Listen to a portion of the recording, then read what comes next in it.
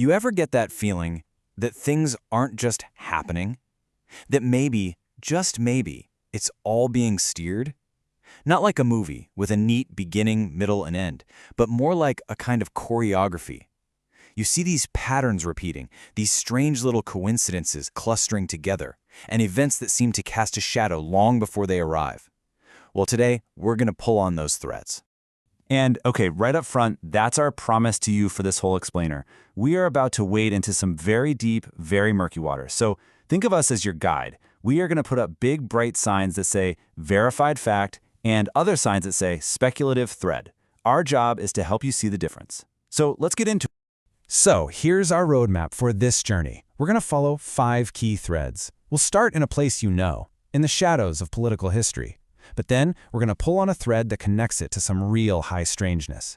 From there, we'll zoom out and explore the minds that might actually build these grand myths. And then, at the very end, we're going to give you the tools you need to navigate this maze for yourself. And our first thread doesn't begin with aliens or ancient gods. Not at all. It starts with a crime you've definitely heard of. A crime so well documented it brought down an American president. Watergate. Right. So before we go any further into the weird stuff, let's get our feet on solid ground with the documented history. We all know the basics. June 1972, a botched burglary at the Democratic National Committee headquarters.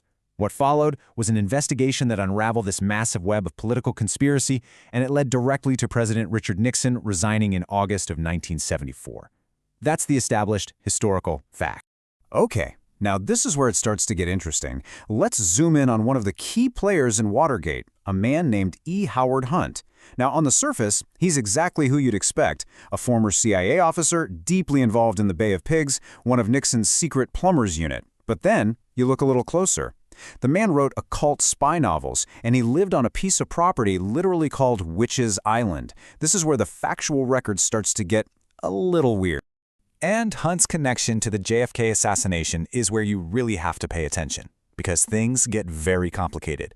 There are 2 totally different claims out there.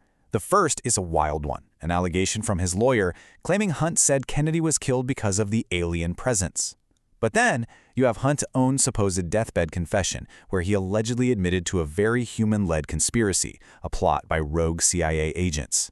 It is absolutely crucial to separate the second-hand alien story from his purported first-hand confession of a political plot. 2 very different things. Now, to see just how deep these connections might go, we're going to pull on a totally different thread. From a decade before the Kennedy assassination. Picture this, New Year's Eve, 1952. Deep in the woods of Maine, 9 people gather for a seance. And these weren't just anybody. These were the absolute blue-blooded elites of American society. We're talking names like DuPont, Astor, and Forbes. And here's where the story takes a turn that is just, you can't make this stuff up. At that seance was Arthur Young, the guy who invented the Bell helicopter, and his wife, who was a Forbes's. Okay, their daughter-in-law was a woman named Ruth Paine, and that is the exact same Ruth Paine who, a little over 10 years later, was housing a man named Lee Harvey Oswald in Dallas and even helped him get a job at the Texas School Book Depository. Now, hold on. This might sound like a wild coincidence, right? But here's where that strange speculation slams right into the documented official record. It is a fact recorded in the Warren Commission reports that Commission member Alan Dulles, whose own mistress, by the way, was at that seance, personally interrupted Ruth Paine's testimony the exact moment she started talking about her in-laws, the Youngs. He cut her off, changed the subject, and that line of questioning was just dropped. A very, very strange moment in the official record, to say the least. So we've got these weird coincidences, these strange overlaps in the world of politics and assassinations. What happens when the exact same kinds of names, the same kind of overlapping circles, start popping up in the origin story of the modern UFO phenomenon? All right, let's set the stage. The summer of 1947. This is basically the birth of the modern UFO era. In June, a pilot named Kenneth Arnold has his famous sighting, and the term flying saucer enters the language. That very same month, a really bizarre and tragic event unfolds up at Maury Island in Washington. And then, of course, in July, you get the big one, Roswell. But that Maury Island story, that one is something else. It's dark. The story goes that a man's boat was damaged by falling molten debris from a UFO. His son was injured and his dog was killed. Then, when two Air Force intelligence officers fly in to investigate and collect samples of this strange debris, their B-25 bomber just explodes in midair on the way back. They're often considered the first known fatalities of the modern UFO era. And this is the slide where you see the threads start to cross in a way that's pretty hard to ignore. Take a look.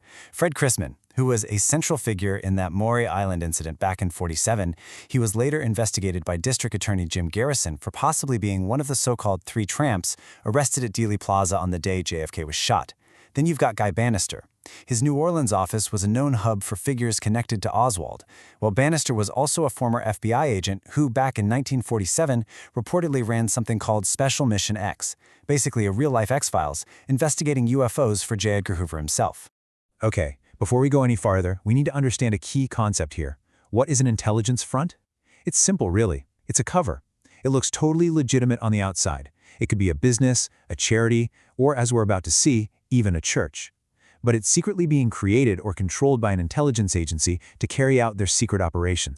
And that brings us to, and I'm not kidding, the American Orthodox Catholic Church. This was a church with almost zero parishioners, just a bizarre collection of bishops. And guess who some of those bishops were? Figures directly linked to the JFK case, like David Ferry. This church was so strange, it actually required its clergy to get background checks from the FBI. I mean, according to researchers, it was pretty much an open secret that this thing was an intelligence front. And this isn't just some theory from a book. The researcher Peter Levenda actually lived it. As a teenager, he joined this very same church to dodge the draft for Vietnam. The next thing he knew, he was being told by a selective service officer to basically keep an eye out for potential Russian agents operating inside the church. They were literally trying to recruit him as an asset inside their own alleged front operation. It's just wild. Okay, so we've been down in the weeds, right? Connecting names, dates, political crimes, UFOs, all tangled up in these murky front organizations. Let's zoom way, way out now. Let's ask a much bigger question. How are these huge, reality-bending stories even constructed in the first place? And maybe, more importantly, why? What's the point of the story itself? Okay, so here's one way to think about all this, and apparently it's an idea that's been kicked around by people on the inside. It's called the cargo cult thesis. You know the story?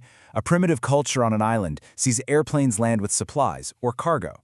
To them, the technology is magic. So after the planes leave, they build mock runways out of straw and perform rituals hoping to summon the cargo back. The thesis is, what if our entire civilization is a cargo cult? What if a long time ago, a very advanced, maybe off-world presence showed up? We saw their tech as magic, their ships as chariots of the gods.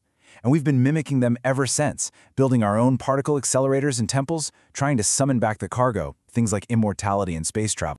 All right, so if the cargo cult theory is about us trying to copy the gods, this next framework, which also reportedly came from intelligence sources, is a bit different. This is the Prometheus archetype. It suggests a more active intervention. The story is that one of these advanced beings, a god, defied his own kind to give us a forbidden technology, the spark of consciousness maybe, or science, that jump-started our evolution against the wishes of the other gods. It reframes our entire history not as just mimicry, but as a story of a cosmic rebellion and a secret gift. But here's the real problem, right? How do you even begin to talk about any of this stuff in the open? Researcher Peter Levenda uses this perfect Fight Club analogy.